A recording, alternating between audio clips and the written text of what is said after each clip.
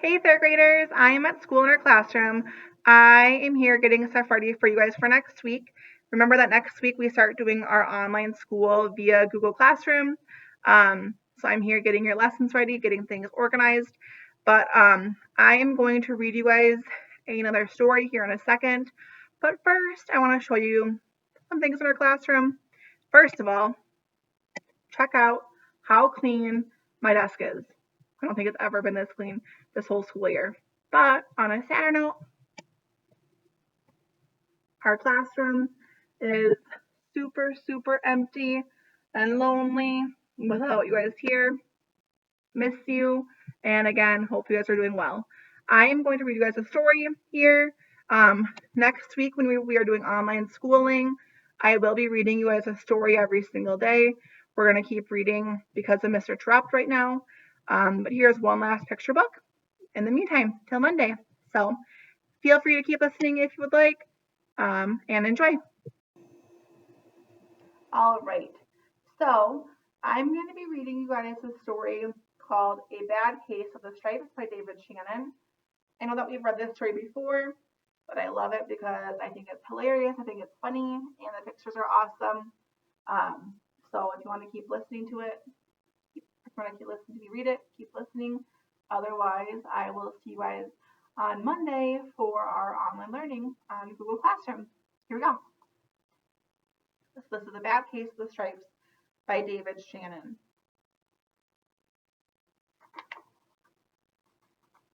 Camilla Cream loved lima beans, but she never ate them. All of her friends hated lima beans, and she wanted to fit in.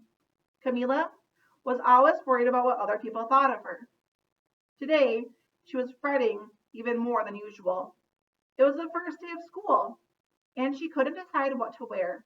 There were so many people to impress. She tried on 42 outfits, but none seemed quite right. She put on a pretty red dress and looked in the mirror, and then she screamed.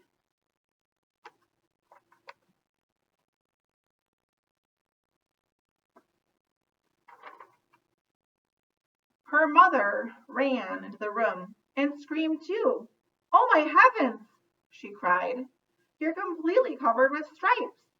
This certainly was true. Camilla was striped from head to toe, and she looked like a rainbow. Mrs. Cream felt Camilla's forehead. "Do you feel all right?" she asked. "I'm fine," Camilla answered. "Well, just look at me." "You get back into bed this instant," her mother ordered. "You're not going to school today." Camilla was relieved.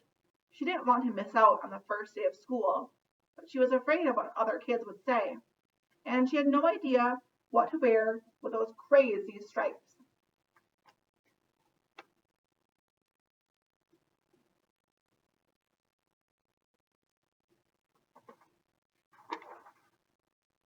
That afternoon, Dr. Bumble came to examine Camilla.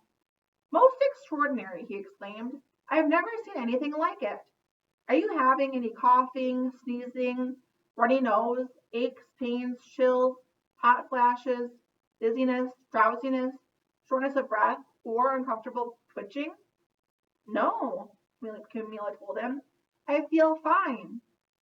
"Well then," Dr. Bumble said, turning to Mrs. Cream, "I don't see any reason why she shouldn't go to school tomorrow. Here's some ointment that should help clear up those stripes in a few days.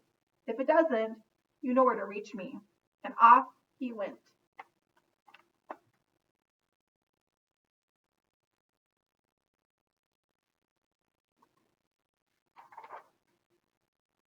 The next day was a disaster.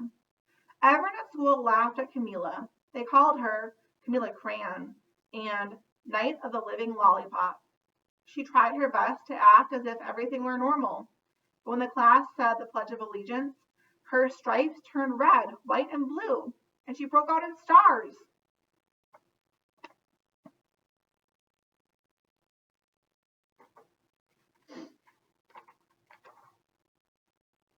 The other kids thought this was great. One yelled out, "Let's see some purple polka dots." Sure enough, Camilla turned all purple polka dotty. Someone else shouted, Checkerboard! And a pattern of squares covered her skin. Soon, everyone was calling out different shapes and colors, and poor Camilla was changing faster than you can change channels on TV. See what other colors you could see. There's some purple polka dots, there's checkerboard, there's the flag print still, there's camouflage. See if you see anything else that I may have missed.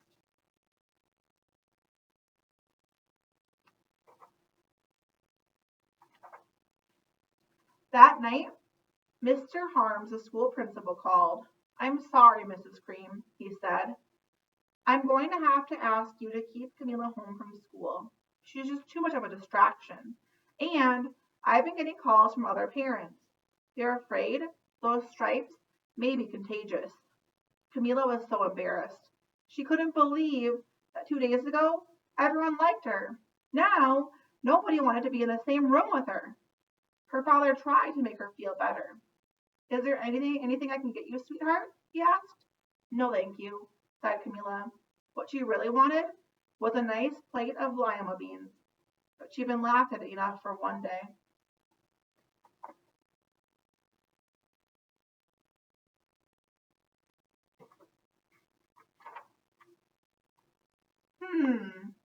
Well, yes, I see," Dr. Bumble mumbled when Mr. Cream phoned the next day. "I think I better bring in the specialist. We'll be right over." But an hour later, Dr. Bumble arrived with 4 people in long white coats. He introduced them to the Creams. "This is Dr. Grop, Dr. Sponge, Dr. Cricket, and Dr. Young."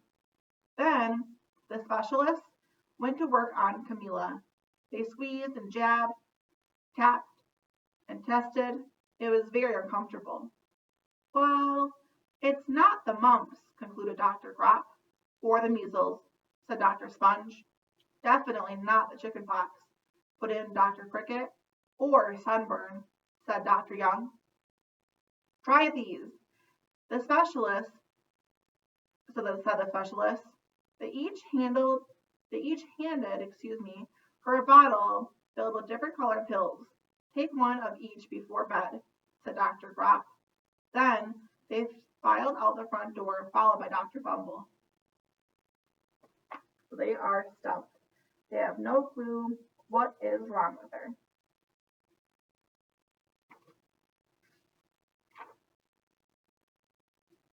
That night, Camilla took her medicine. It was awful. When she woke up the next morning, she did feel different. But when she got dressed, her clothes didn't fit right. She looked in the mirror, and there, staring back at her, was a, what do you think it is?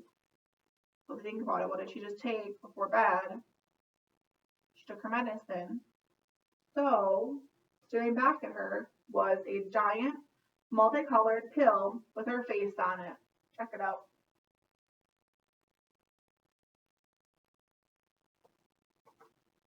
I would not be very happy if I were her.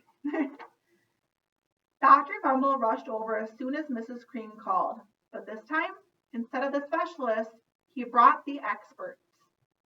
Dr. Gord and Mr. Mellon were the finest scientific minds in the land. Once again, Camilla was poked and prodded, looked at and listened to. The experts wrote down lots of numbers. Then they huddled together and whispered. Dr. Gord finally spoke. "It might be a virus," he announced with authority. Suddenly, fuzzy little virus balls appeared all over Camilla. "Or possibly some form of bacteria," said Mr. Mellon.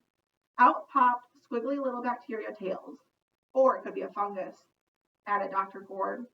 Instantly, Camilla was covered with different colored fungus blotches. The experts looked at Camilla, then at each other. "We need to go over these numbers again back at the lab," Dr. Gord explained. "We'll call you when we know something." But the experts didn't have a clue, much less a cure. I'm sure right now Camilla is pretty nervous, right? Nobody can figure out what is wrong with her or what's causing it.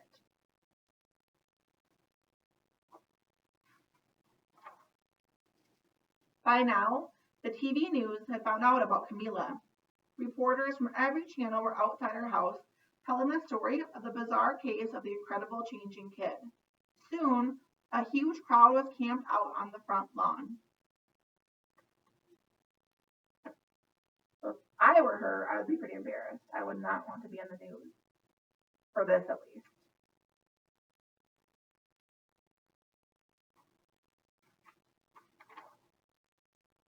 The Creams were swamped with all kinds of remedies from psychologists, allergists, herbalists, nutritionists, psychics, an old medicine man, a guru, and even a veterinarian. Each so-called cure only added to poor Camilla's strange appearance until it was hard to even recognize her. She sprouted roots and berries and crystals and feathers and a long furry tail, but nothing worked.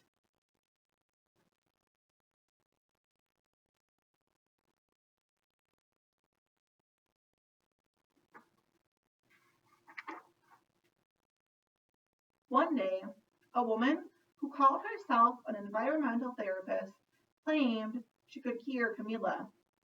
Close your eyes, she said. Breathe deeply and become one with your room. This is kind of like our deep breaths after specialists, right? Well, not quite, because you guys don't come to our classroom, but still. I wish you wouldn't have said that, Camilla groaned. Slowly, she started to melt into the walls of her room. Her bed became her mouth. Her nose was a dresser, and 2 paintings were her eyes. The therapist screamed and ran from the house. What are we going to do? Cried Mrs. Cream. It's just getting worse and worse. She began to sob. See if you can find her eyes and nose and mouth in the picture.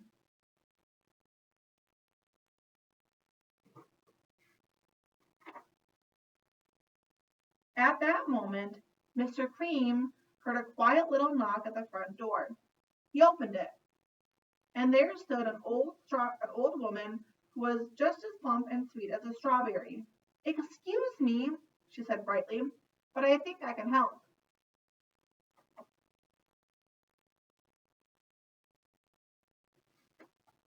I'm going to pause for a second. What do you think her cure or solution will be?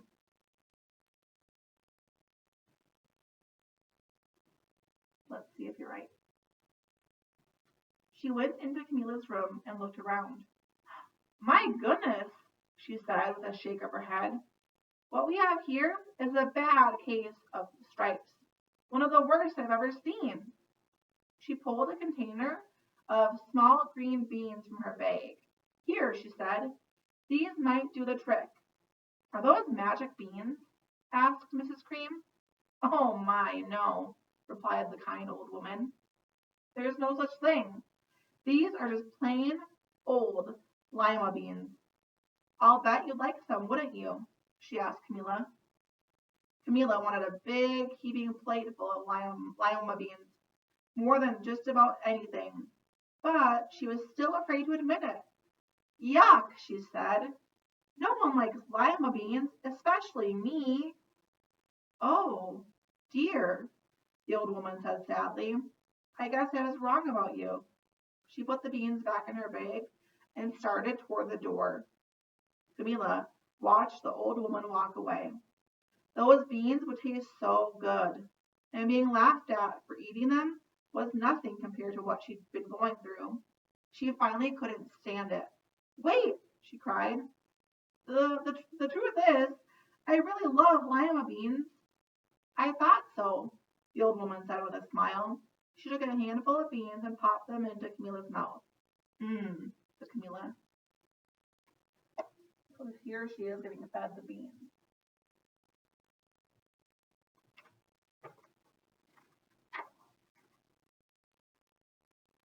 Thumbs up if you think that is going to cure it.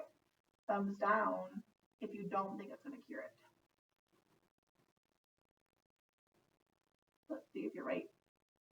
Suddenly, the branches, feathers, and squiggly tails began to disappear. So if you had a thumbs up, you were right. Then the whole room swirled around. When it stopped, there stood Camilla, and everything was back to normal. I'm she shouted. Yes, said the old woman. I knew the real you was in there somewhere. She patted Camilla on the head. Then she went outside and vanished into the crowd. So here she is, back to normal.